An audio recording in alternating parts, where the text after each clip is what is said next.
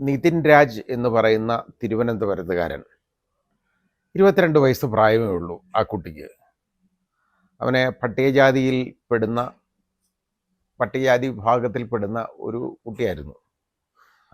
അപ്പോൾ അവൻ്റെ അച്ഛൻ രാജൻ ഒരു പെയിൻറ്റിങ് തൊഴിലാളിയാണ്. ചെറിയ ജോലികൾ മാത്രമേ ഉള്ളൂ. വളരെ കഷ്ടപ്പെട്ട് കഴിഞ്ഞിരുന്ന ഒരു കുടുംബം. ഇവന് മെറിറ്റിലാണ് അഡ്മിഷൻ കിട്ടിയത്. ഡെൻ്റൽ കോളേജിൽ, അഞ്ചരക്കണ്ടി ഡെൻ്റൽ കോളേജിൽ അഡ്മിഷൻ കിട്ടി. കാണാൻ നല്ല ഒരു പയ്യൻ.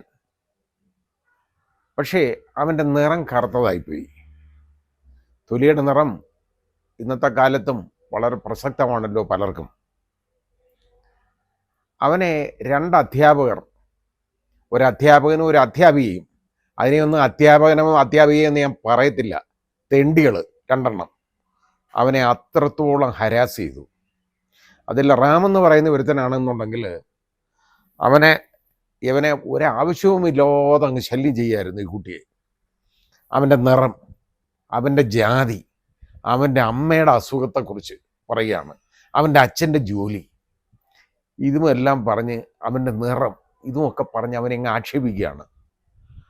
ആ കുട്ടിക്ക് മനം മടുത്തെന്ന് പറഞ്ഞു കഴിഞ്ഞാൽ അവിടെ നിവൃത്തിയില്ല, പഠിക്കാൻ നിവൃത്തിയില്ലാതായി. അവനെ സീനിയർ വിദ്യാർത്ഥികൾ റാഗ് ചെയ്തു, ഒരുപാട് ശല്യം ചെയ്തു. അതൊക്കെ ഒരു പരിധി വരെ അവൻ നിന്നു. അവൻ നിന്ന് പഴിച്ചു എങ്ങനെയെങ്കിലും. അത് കഴിഞ്ഞാൽ അതിനൊക്കെ അവനെ അവിടുത്തെ ഈ ഡിപ്പാർട്ട്മെൻറ്റ് ഹെഡിനോടും മറ്റ് അധ്യാപകരോടും അവനെ പരാതി പറഞ്ഞിട്ടുണ്ട് ഇതിനെ സംബന്ധിച്ചെല്ലാം. അതുപോലെ ഈ 2 അധ്യാപകരെന്ന് അവരെ ഒരിക്കലും നമുക്ക് പറയാൻ ഒക്കത്തില്ല. ഈ 2 വൃത്തികെട്ടവരുടെ ആ ഉപദ്രവത്തെക്കുറിച്ച് അവൻ പരാതിപ്പെട്ടു. പക്ഷെ അവിടുത്തെ പ്രിൻസിപ്പൽ പറയുന്നത് എന്താണെന്നറിയോ? രേഖാമൂലമായ പരാതി കിട്ടിയിട്ടില്ലെന്ന്, അയാൾക്ക് രേഖ വേണം, അതാണ് ആവശ്യം. രേഖാമൂലമായ പരാതികളൊന്നും കിട്ടിയിട്ടില്ലെന്നുള്ളതാണ് അയാൾ പറയുന്നത്. ഇപ്പോൾ അവന് എന്തായാലും മെനഞ്ഞാന്ന് ജീവനൊടുക്കി എന്ന് പറഞ്ഞാൽ അവന് ആ ഹോസ്റ്റൽ കെട്ടിടത്തിൻ്റെ മുകളിൽ നിന്ന് ചാടി ആ കുട്ടി മരിച്ചു, ആത്മഹത്യ ചെയ്തു. അപ്പോൾ നമ്മളിതിൻ്റെ കാരണക്കാരെക്കുറിച്ചൊന്ന് മനസ്സിലാക്കണം. ഇത് അവൻ്റെ ശബ്ദരേഖ, ഒരു ശബ്ദ സന്ദേശം അവൻ്റെ ഇത് പുറത്തു വന്നിട്ടുണ്ട്. അവൻ സഹപാഠികൾക്കൊക്കെ അയച്ചതാണ്, കൂട്ടുകാർക്ക് അയച്ചതാണ്. അവൻ്റെ ആ ശബ്ദരേഖ പുറത്തു വന്നിട്ടുണ്ട്. പീഡന കേന്ദ്രമാണ് ആ സ്റ്റാഫ് റൂം എന്നാണ് അവൻ പറയുന്നത്. കാരണം അവനെ അത്രത്തോളം ഉപദ്രവിക്കുകയാണ്. കാരണം ഒരു പാവപ്പെട്ടവനാണ്, അവന് ചോദിക്കാനും പറയാനൊന്നും ആരുമില്ല. ആ രീതിയിലാണ് അവർ കണക്കാക്കുന്നത്. ഒരു പാവപ്പെട്ട തൊഴിലാളിയുടെ മകൻ, പട്ടികജാതിയിൽപ്പെട്ട ഒരാൾ, അവൻ കറുത്ത നിറമായിപ്പോയി അവൻ്റെ തൊലിക്ക്.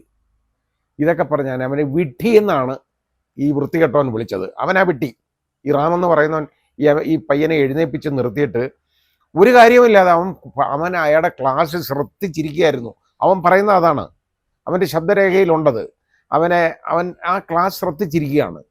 എന്നിട്ട് പോലും അവന് ഒരാവശ്യമില്ലാതെ എഴുന്നേൽപ്പിച്ച് നിർത്തി, അവഹേളിച്ചു, ആക്ഷേപിച്ചു, ജാതിയുടെ പേര് പറഞ്ഞു, അവൻ്റെ അച്ഛൻ്റെ തൊഴിലിൻ്റെ കുറിച്ച് പറയുന്നു, അവനെ വിഡ്ഢിയെന്ന് വിളിക്കുന്നു. ബാക്കിയുള്ള ആളുകളൊക്കെ അവൻ്റെ അമ്മയെ ആക്ഷേപിക്കുന്നു. ഇതൊക്കെ ഇവന് ഈ ചെറിയ മനസ്സിന് താങ്ങാൻ പറ്റിയില്ല. ഇതാണ് സംഭവം. അവനെ അവസാനം തീരുമാനിച്ചത് ജീവനെടുക്കാനാണ്. ഇവിടെ ആരാ കുറ്റം ചെയ്തതെന്ന് ആലോചിച്ച് നോക്കുള്ളൂ. ഇന്നത്തെ നമ്മുടെ സമൂഹം എന്ന് പറയുന്ന ഈ അധ്യാപകരെന്ന് പറയുന്ന ആളുകൾ, നമ്മൾ മാതാപിതാ ഗുരു ദൈവം എന്നൊക്കെയല്ലേ പറയുന്നേ. എന്തോന്ന് കുരുവായത് ഒന്ന് ആലോചിച്ച് നോക്ക്. എത്ര സ്ഥലത്ത് ഈ അധ്യാപകരെന്ന് പറയുന്ന ഈ വൃത്തികെട്ട വർഗം പലപ്പോഴും അങ്ങനെ പറയുന്നതിൽ ക്ഷമിക്കണം, വേറെ മാർഗമില്ലാത്തതുകൊണ്ടാണ്. ഞാൻ പഠിച്ചിരുന്നപ്പോഴൊന്നുമുള്ള അധ്യാപകർ ഇങ്ങനൊന്നും അല്ല. ഇപ്പോഴത്തെ ഉള്ള അധ്യാപകരെന്ന് പറയാൻ പറ്റുന്നില്ല പലരെയും. വൃത്തികെട്ടവർ അവർ ഇതേപോലെ ഒരു കുഞ്ഞിനെ എഴുന്നേൽപ്പിച്ച് ആക്ഷേപിച്ചാൽ അവൻ്റെ വ്യക്തിത്വമില്ലേ? അവൻ അത്രയും മനസ്സിന് സങ്കടം വരുത്തില്ലേ? അവൻ ഒരു നിവൃത്തിയില്ലാതെ പോയി. ആ കുടുംബത്തിൻ്റെ ഒരു അത്താണിയായിരുന്നു അവനെ അത്ര പ്രതീക്ഷയോടുകൂടിയാണ് അവർ വളർത്തി പഠിപ്പിച്ചത്. അയാൾക്ക് മെറിറ്റിൽ അഡ്മിഷൻ ഇവന് കിട്ടിയതെങ്കിൽ പോലും ഏതാണ്ട് 30,000-ഓളം രൂപ അയാൾക്ക് ചിലവാക്കേണ്ടതായിട്ട് വന്നിട്ടുണ്ട്. ഇത് അയാൾ ഉണ്ടായിട്ടല്ല, വളരെ കഷ്ടപ്പെട്ടൊരു പെയിൻറ്റിങ് തൊഴിലാളിക്ക് കിട്ടുന്ന വരുമാനം നമുക്കറിയാമല്ലോ. അയാൾ ഈ വെയിലുമൊക്കെ കൊണ്ട് ഇരുന്ന് ജോലി ചെയ്തിട്ട് ഉണ്ടാക്കുന്ന പൈസയാണ് കഷ്ടപ്പെട്ട് ഈ മകനെ വലിയ പ്രതീക്ഷയോടുകൂടി വളർത്തിക്കൊണ്ടുവന്നല്ലേ, അവനെ അവസാനം നഷ്ടപ്പെടുകയാണ് ആ കുടുംബത്തിന്. ഇതിൻ്റെ ഉത്തരവാദികളെന്ന് പറയുന്നത് ഈ വൃത്തികെട്ട ആളുകളാണ്. ഇവരുടെയൊക്കെ പേരിൽ ശരിയായ കേസെടുക്കണം. അതായത് ഇതിപ്പോൾ ആ 2 അധ്യാപകരെ സസ്പെൻഡ് ചെയ്തിട്ടുണ്ട്. അതുകൊണ്ട് വലിയ കാര്യമൊന്നുമില്ല. അവിടുത്തെ പ്രിൻസിപ്പലിനെ അയാളെ സസ്പെൻഡ് ചെയ്യണം. അവനും വൃത്തികെട്ടവനാണ്. കാരണം ഇത് മനസ്സിലാക്കിയില്ല എന്ന് പറയുന്നില്ലേ, കള്ളമാണ്. ഇത് മുഴുവൻ കളവാണ് പറയുന്നത്. പിന്നെ പോലീസിൻ്റെ അന്വേഷണം എങ്ങോട്ട് പോകും എന്നുള്ളതിനെക്കുറിച്ച് എനിക്ക് വലിയ പ്രതീക്ഷയൊന്നുമില്ല. അപ്പോൾ പോലീസ് ഇവന് ബാക്കിയുള്ള കാര്യങ്ങളും അവനും വല്ല സാമ്പത്തിക ബാധ്യത ഉണ്ടായോ എന്നുള്ളതിനെക്കുറിച്ചൊക്കെ അന്വേഷിച്ചുകൊണ്ടിരിക്കുക.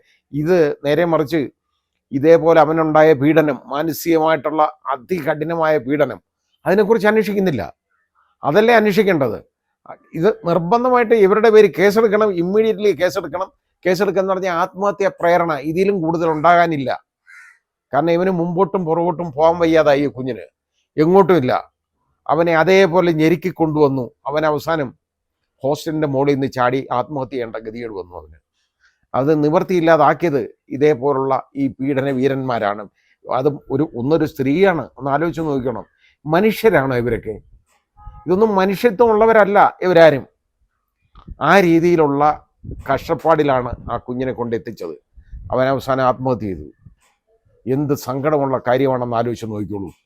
വളരെയധികം നമുക്ക് അത്രത്തോളം സങ്കടകരമായ ഒരവസ്ഥയാണ് ഇവിടെ സംജാതമായത്. അതായത് യാതൊരു കാര്യവുമില്ലാതെ ഈ കുട്ടി മരിക്കാനുള്ള ഇടയുണ്ടാക്കി. അതിന് വേണ്ടതെന്ന് പറഞ്ഞാൽ ഇതിനകത്ത് ഈ സ്റ്റാഫ് റൂം എന്ന് പറയുന്നത്, അവൻ പറഞ്ഞത് പീഡനത്തിൻ്റെ സെൻറ്റർ എന്നാണ് അവൻ പറയുന്നത്. കാരണം സ്റ്റാഫ് റൂം എന്ന് പറയുന്നത് അങ്ങനെയുള്ള ആളുകളാണ് അവിടെ ഉള്ളത് മുഴുവൻ. കാരണം ഇവനെ അങ്ങ് കണ്ട ശല്യം ചെയ്യുകയാണ്. കാരണം ഇവൻ പാവപ്പെട്ടവനാണ്, ഇവനൊന്നുമില്ല, അവന് നിറം കറുത്തതായിപ്പോയി. അവൻ കാണാൻ സുന്ദരനാണ്, പക്ഷേ അവൻ്റെ നിറം കറുത്തതായിപ്പോയി. ഈ തൊലിയുടെ നിറത്തിലൊക്കെ വലിയ കാര്യമാണ് ഉള്ളത് കേട്ടോ. ഇതാണ് നമ്മൾ കാണുന്ന ലോകം എന്ന് പറയുന്നത്. ഇന്നത്തെ നമ്മുടെ നാടിതാണ്. ഇങ്ങനെയുള്ളവരെ ഒന്നും വെച്ച് ഉറപ്പിക്കരുത്.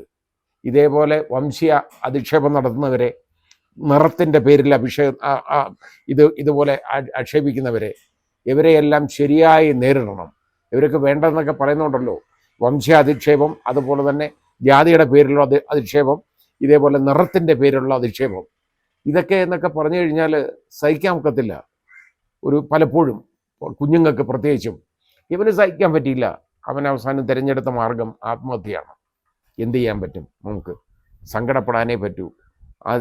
അവൻ അനുഭവിച്ച പീഡനം എന്ന് പറയുന്നത് അതിൻ്റെ വ്യാപ്തി നമുക്ക് പോലും ചിന്തിക്കാൻ പറ്റാത്തതാണ്. ഏതായാലും അവൻ്റെ ആത്മാവിന് നിത്യശാന്തി നേരുകയാണ്. ഇങ്ങനെ ഈ ആത്മഹത്യ നമ്മളെപ്പോഴും പറയുന്ന പോലെ പറയാൻ നമുക്ക് ഒന്നിനും ഒരു പരിഹാരമല്ല.